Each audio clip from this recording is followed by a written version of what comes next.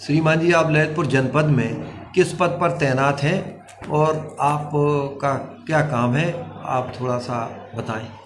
मैं विनोद कुमार शर्मा, यहाँ पर मैं सहायक आयुक्त खाद्य ग्रेड 2 हूँ और मैं जनपद का खाद्य सुरक्षा विभाग का इंचार्ज हूँ। और मेरा बेसिकली कार्य है कि मैं जो खाद्य सामग्री जो भी दुकानदार बेचते हैं उनकी जांच कराने के बाद से जो रिपोर्ट आती है उसके आधार पे अग्रिम कार्रवाई करना। अगर वो रिपोर्ट फेल होती है तो उनके खिलाफ मुकदमे दायर करवाना, और अगर पास होती है तो कोई बात नहीं। अभी चलते त्यौहार के चलते आपने नगर में कितने चालान किए और किस किस प्रकार के चालान किए? देखिए, हम लोगों ने दीपावली पर्व और दशहरा पर्व के अवसर पे हम जिलाधिकारी महोदय के निर्देश के क्रम में हम लोगों ने जगह जगह दुकानों पे जांच की, और इसमें हम लोग दशहरा और दीपावली मिला के लगभग 45 नमूने हम लोगों ने संग्रहित कराए, विभिन्न तरह के, जिसमें खोया है, मिठाइयाँ हैं, तेल है और बेसन, नमकीन, इन सब हर तरह के जो त्योहारों में जो प्रयोग होते हैं, मखाना वगैरह, इन सब का भी जांच कराई गई।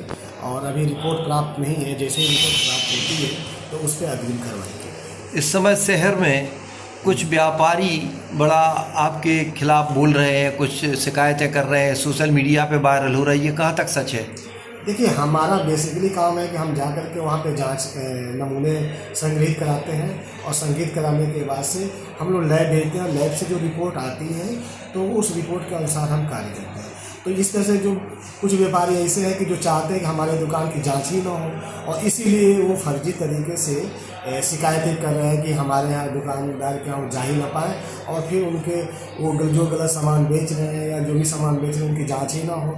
और इसीलिए ये प्रोपेगेंडा कुछ लोगों ने, विशेष रूप से हमको ये पता चला कि लोकेश साहू नाम का व्यक्ति शिकायत कर रहा है, तो वो इसलिए कि उसके यहाँ जांच ना हो और वो जांच से बच सके, इसलिए प्रोपेगेंडा कर रहा है। जितनी भी शिकायतें सब निराधार है, क्योंकि हम लोगों का ऐसा कोई रोल नहीं है, हम तो जांच कराते हैं, जांच की रिपोर्ट के आधार पे ही अग्रिम कार्रवाई की जाती है।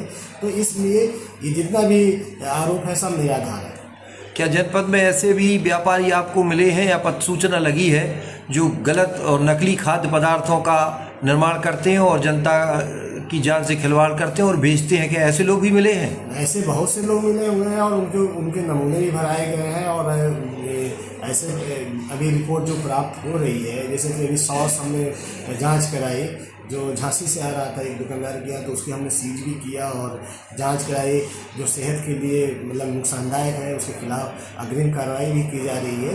उसी तरह से अभी नमकीन भी हमने जांच कराई जो अनसेफ प्राप्त हुई, और यहाँ पे लगभग 70% नमूने जो हम लोगों ने अभी सूचना के आधार पर भरी है वो फेल पाई गई है, तो उस पर हम कार्रवाई कर रहे हैं, जिससे पेनाल्टी भी लगाई जा रही है। कई विकृति ब्रांड का तेल भी फेल प्राप्त हुआ, माधुरी ब्रांड का तेल फेल हुआ, जिनके खिलाफ जो है मुकदमा दायर हो रहा है। तो ये हम अभियोजना मतलब कुछ लोगों से पूछते भी हैं कि कहीं अगर गड़बड़ी हो रही हो तो आप हमें बताएं, और आगे और किस प्रकार की कार्रवाइयाँ करेंगे आप, किस तरह सुधार लाएंगे? देखिए, बेसिकली हम तो जिलाधिकारी महोदय का भी आदेश है कि हर दुकानों पे जाकर के जांच की जाए, और जांच करने के बाद से वहाँ पे अगर कोई चीज़ गलत पाई जा रही है तो उसके खिलाफ कार्रवाई की जाए। तो किसी प्रकार का छूट नहीं है। हम लोगों से भी पूछे, लोगों से भी अपना नंबर भी हमने दे दिया है कि लोग जो है कहीं गलत पाई जा रही है तो उसकी शिकायत करें, और शिकायत के बाद से हम उस पर कार्रवाई करें, क्योंकि फूड सेफ्टी सिर्फ हमारे एक व्यक्ति का काम नहीं है, सभी का जब तक सहयोग नहीं प्राप्त होगा तब तक हम खाद्य सुरक्षा नहीं दे सकते। इसीलिए जो है हमने सभी से आग्रह किया है कि जो आपको भी कहीं गलत लग रहा हो, कहीं आपकी शिकायत हो, तो तुरंत हमें बताएं और हम तुरंत उस पर कार्रवाई कर सकें।